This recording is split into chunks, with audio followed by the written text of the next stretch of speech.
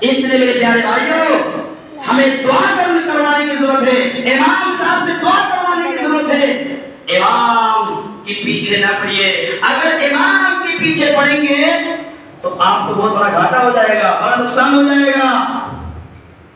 کیونکہ سن لیجیے حدیث صحیح بخاری کتاب الادان حدیث نمبر 755 نمبر حدیث۔ سعد بن ابی وقاص رضی اللہ تعالیٰ عنہ کوفہ کے گورنر ہیں، نماز پڑھا رہے ہیں، اس کے بعد کیا ہوتا ہے، اس کے بعد پیچھے سے ایک آدمی کہتا ہے ان کو نماز پڑھا نہیں آتا۔ سن لیجیے میں حدیث سنا رہا ہوں، حدیث میں اپنے طرف سے بات نہیں کرا رہا ہوں، حدیث میں سنا رہا ہوں۔ اس کے بعد کیا ہوا، کہہ رہے ہیں ان کو نماز پڑھا نہیں آتے۔ وہ سعد بن ابی وقاص رضی اللہ عنہ وہ ہے نبی صلی اللہ علیہ وسلم جو کہ جنت کی بشارت دیے تھے، اور ان کو کہہ رہے ہیں کہ نماز پڑھا نہیں آتا۔ اس کے بعد کیا ہوا، عمر رضی اللہ عنہ نے شکایت کر دی۔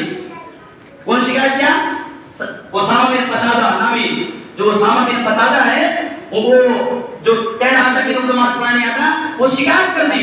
کس کو شکایت کر دی؟ نبی صلی اللہ علیہ وسلم، عمر رضی اللہ عنہ سے۔ عمر رضی اللہ عنہ نے جب شکایت کر دی، کہا ان کو نماز پڑھا نہیں آتا، یہ نماز صاحب بھی نہیں کرتے، یہ جہاد بھی نہیں جاتے۔ اس کے بعد کیا ہوا، عمر رضی اللہ عنہ ان کو ہٹا دیا، صاحب بھی وقاص رضی اللہ عنہ کو ہٹا دیا، کہا آپ جائیے امامت آپ نہیں کرائیں گے۔ اس کے بعد عمار بن یاسر رضی اللہ عنہ کو کہا آپ جائیے امامت کرائیے۔ اس کے بعد کیا ہوا، اس کے بعد ان کو امام بنا دیا گیا، عمار بن یاسر رضی اللہ عنہ کو امام بنا دیا گیا۔ جب امام بنا دیا گیا اس کے بعد ایک ٹیم بیٹھائی گئی، ریسرچ کیا گیا، یعنی کہا پتہ لگایا گیا کہ یہ سات دنوں کے پاس رضی اللہ عنہ کیسے آتی ہے۔ تو کہا سب لوگوں نے کہا وہ بہت اچھے آدمی تھے، بہت نیک تھے، بہت پرہیزگار تھے، بہت اچھا نماز پڑھاتے تھے، وہ انصاف بھی کرتے تھے، سب کچھ کرتے تھے، لیکن اسی میں سے ایک آدمی کھڑا ہو گیا۔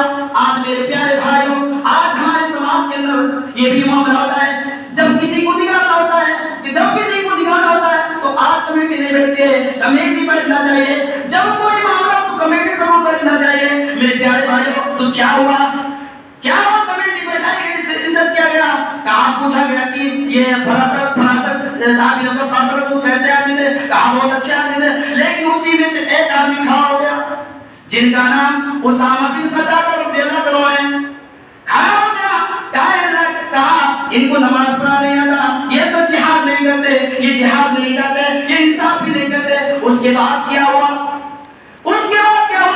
سعد بن ابی وقاص رضی اللہ عنہ کھڑے ہو گئے، کہا میں 3 دعائیں کرتا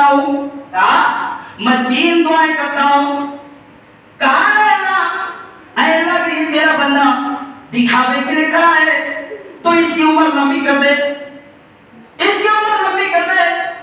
اور اے اللہ اس کو غریب بنا دے، محتاج بنا دے، اور اس کو فتنے میں مبتلا کر دے، فتنے میں ڈال دے۔ اس کے بعد رابعہ بن ملک کہتے ہیں کہ سعد بن ابی وقاص رضی اللہ عنہ کی بددعا لگ گئی، کہا ان کی عمر اتنی لمبی ہو گئی، اتنی لمبی عمر ہو گئی، یہ جو بھاؤ بتا رہے یہ آنکھ میں گرنے لگا۔ اس کے بعد وہ فتنے میں مبتلا ہو گیا۔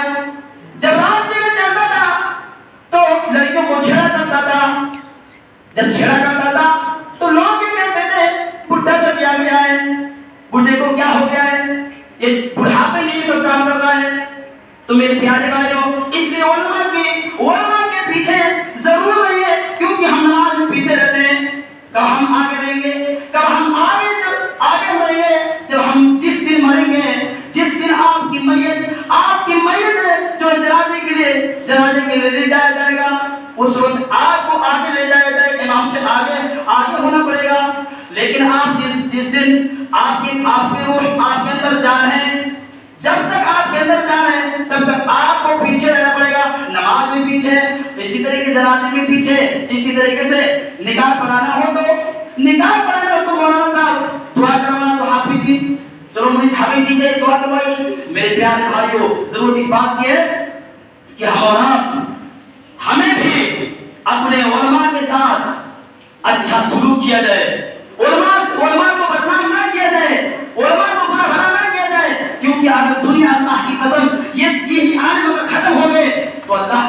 کوئی کلمہ پڑھانے والا نہیں ملے گا۔ اللہ کی قسم کوئی آپ کے بچے کو کلمہ پڑھانے والا، سکھانے والا، الف با تا ث با تا ث نہیں سکھانے والا ہے ہوگا۔ میرے بھائیو ٹائم تو ختم ہو گیا ہے، لیکن میں ایک حدیث میں اور چاہتا ہوں سنا دوں۔ لمبی حدیث میں نہیں سناؤں گا۔